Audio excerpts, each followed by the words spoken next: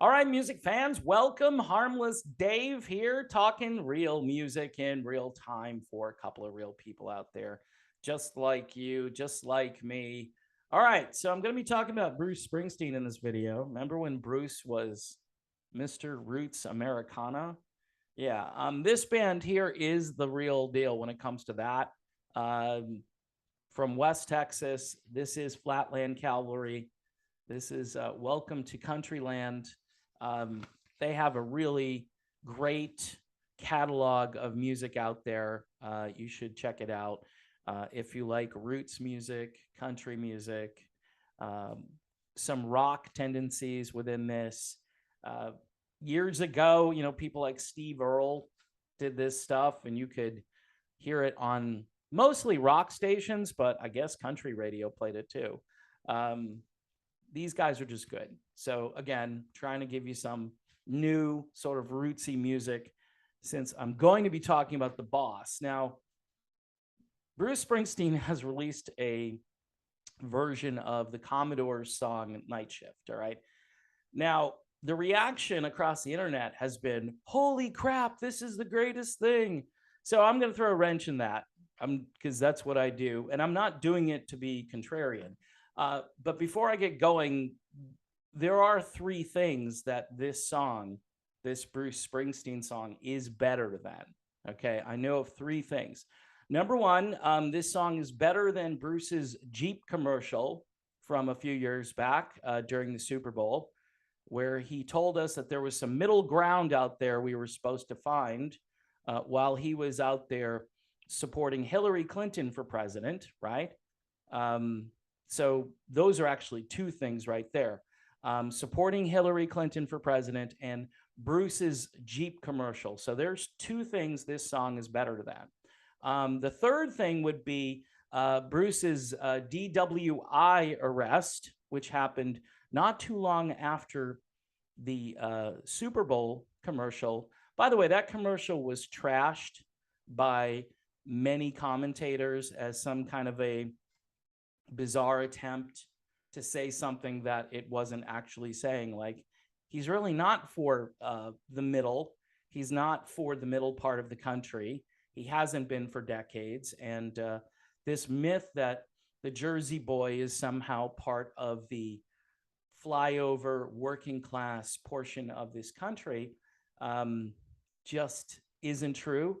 It probably was never true, but that's how he got branded. It's kind of like when John Mellencamp decided to endorse Mike Bloomberg for president. Ooh, Mike Bloomberg. When I think of the working class and blue collar people, who better than an oligarch to represent those people? I mean, so Bruce has supported both the Brandon candidacy and the Hillary for president candidacy. So there are a number of things that this song is better than. All of those things I just spoke of. I was going to focus on the DWI, the Jeep commercial, and support for Hillary and Brandon, right? We'll say those are the three things that this song is definitely better than. Now, this term in the culture now, which irritates me most of the time, it's called cultural appropriation.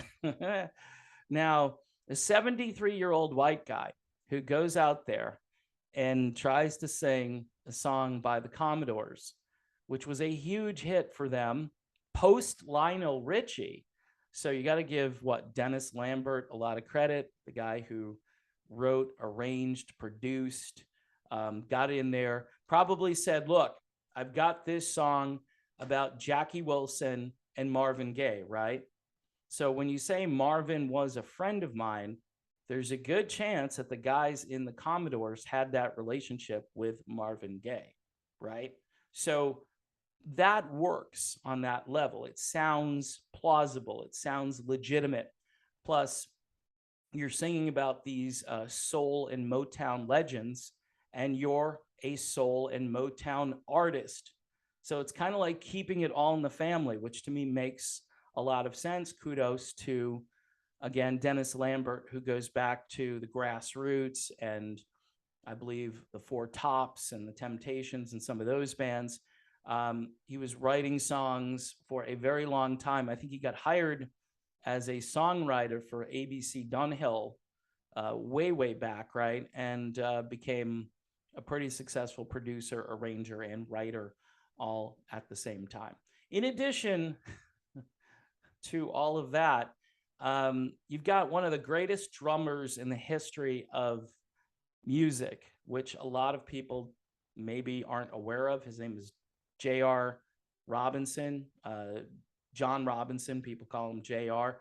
Both Quincy Jones and David Foster have said out loud that this guy is the best drummer in the world. Grammy Awards, and they call him Mr. Time or something like that. The guy is just money in the bank when you want someone back there who is what Steve Perry would call a pocket drummer. JR is a pocket drummer. So he plays on this track. And I think you've also got guys like Paul Jackson Jr. playing guitar and Neil Steubenhouse playing bass. I mean, this is a big deal. These are some of the great musicians, studio musicians in the world. And then you've got the vocals of the Commodores. You've got great vocals all throughout the song. And so you've got a soul group singing a soul song, right, about soul and R&B legends. So it works on all those levels. And again, all this without Lionel Richie being in the band anymore. Pretty big achievement. 1985, I'm thinking.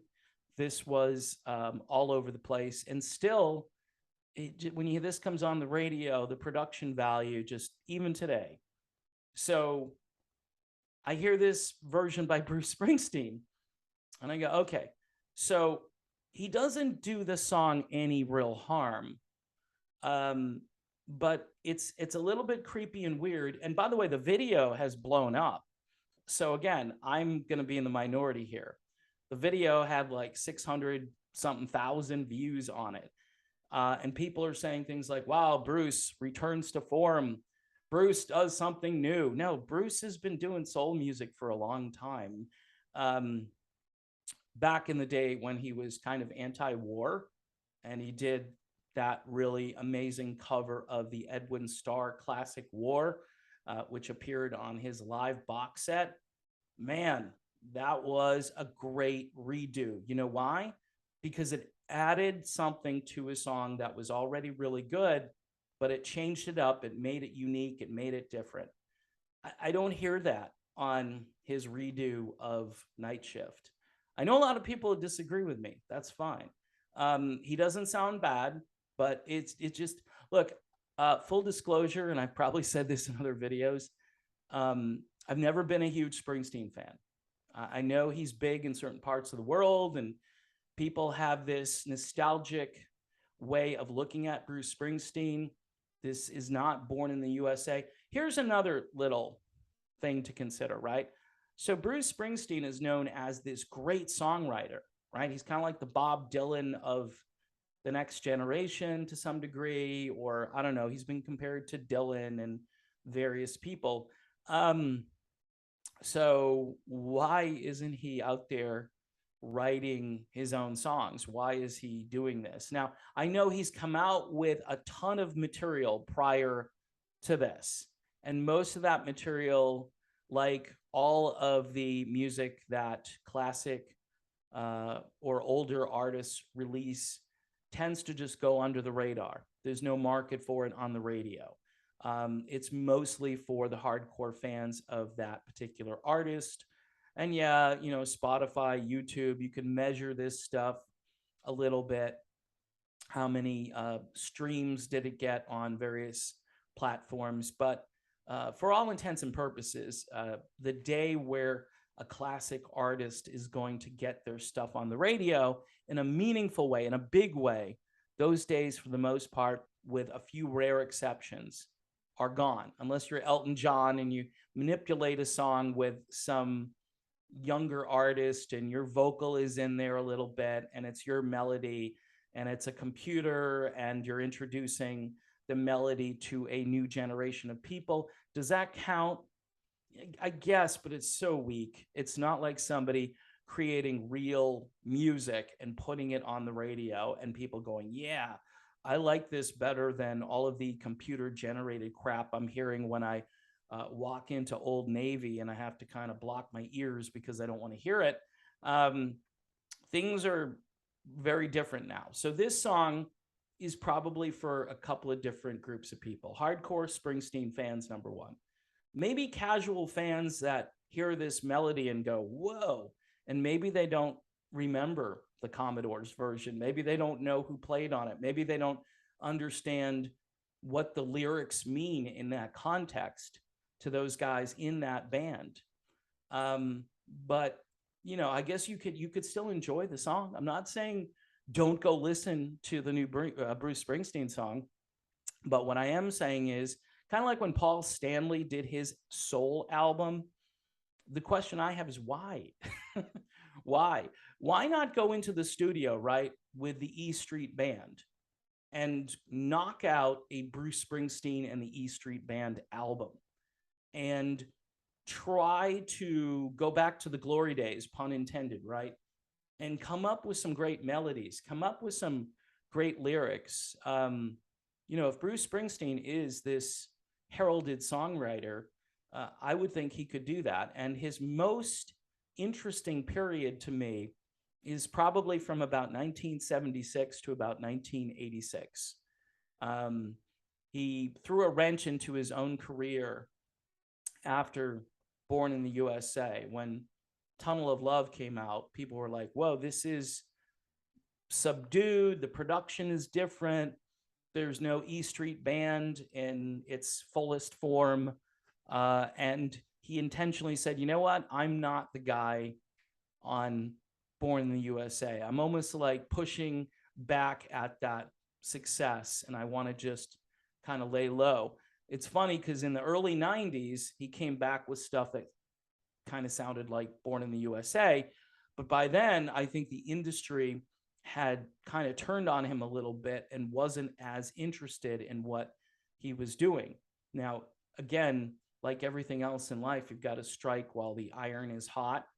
And I'm sure the people at CBS were like, okay, we're just going to push this out there, thinking of Tunnel of Love. And it's a good album. But for a lot of people who are following Springsteen, the new people who are really taken by his success and were totally into that, you know, blue collar, rugged guy and so forth. You know, he shows up looking like a country star on Tunnel of Love, and it's fine. In fact, I think the Mavericks actually recorded one of those songs on their debut album or their second album back in the 90s. And they did a good job with it. And it proves that Bruce can write good songs when he's not kind of critiquing what America was back in the 80s. But it's funny, he's not willing to critique what America is about now. You know, his views back in the 80s end up being correct for today, but most of those musicians have abandoned their approach in that regard when it comes to America's empire and what we're doing around the world right now, especially with this war in Ukraine. You know, his buddy John Bon Jovi, I mean, they're all like fundraising for Ukraine at this point. Meanwhile, there are people all around this country who are suffering because of inflation and just a stagnant economy and so many other problems, cultural issues. The country is really hard to recognize, even compared to just a few years ago. So in any event, yes, again, I will say it's kind of tongue in cheek. The song is definitely better than Bruce's DWI. It's better than his endorsement of Hillary Clinton. And it's way better than his Jeep commercial from the Super Bowl, right? And, you know, he doesn't do any real harm to the song. Some people will really love his blue collar Americana take on it. But for me and mine, right? Me and my family, or me and the people that I kind of chat with, we're all like, yeah, the Commodores. Give me some JR on drums, right? Give me some high production value. Give me a soul band singing about legends and having it sound really legitimate. And by the way, you're not going to top. You just, in certain cases, that's one of them. You're not going to top the original song. And it's one of those deals where, like, when you cover a Beatles song, what are you thinking? Why? Don't do it. Stay away from it. There are some musicians that can get away with it. Jeff Healey, for instance, did an incredible version of While My Guitar Gently Weeps. But I don't recall too many remakes where I go, okay, yeah, that's way better than the original. In this case, I think Bruce should stick to his day job, which is be the blue collar hero, knock out some real music with the E Street Band, and get back to being who you were in the late 70s and into the mid 80s. I think that's how people remember you. And I think that's when you probably were getting your most respect as an artist. And look, the Bruce Springsteen fans, they are devoted, hardcore, dedicated, more so than I've ever been to any artist in my life. I used to know people who were just totally nuts about Bruce during the 80s, and you'd go to their house and it was all Bruce Springsteen stuff. And I'm like, do you listen to anything else? And they're like, yeah, but I pretty much just listen to Bruce, So that's how strong his pull was on his fan base back in the days. And those people are still out there, and those people are loving the remake here. And go listen to it. Then do yourself a favor, go back and listen to the Commodores, because yeah, context is really important when you're talking about a song, and just saying, hey, it's a remake and it's great. It's like, yeah, compared to what? You know what I'm saying? Tough song to cover. And does he do it? Yeah, he does it. Does he make it better? Not really. All right, people, that's my video. I'm trying to be diplomatic at the end there. It's tough, but thanks for subscribing to the channel. Don't forget to keep watching the videos. Also, I am mirrored over on Odyssey and Rumble, which is cool because, just blanketing the internet with content. And sometimes I wish I wasn't in places that I show up in, but yeah, this is what I signed up to do. So see you soon.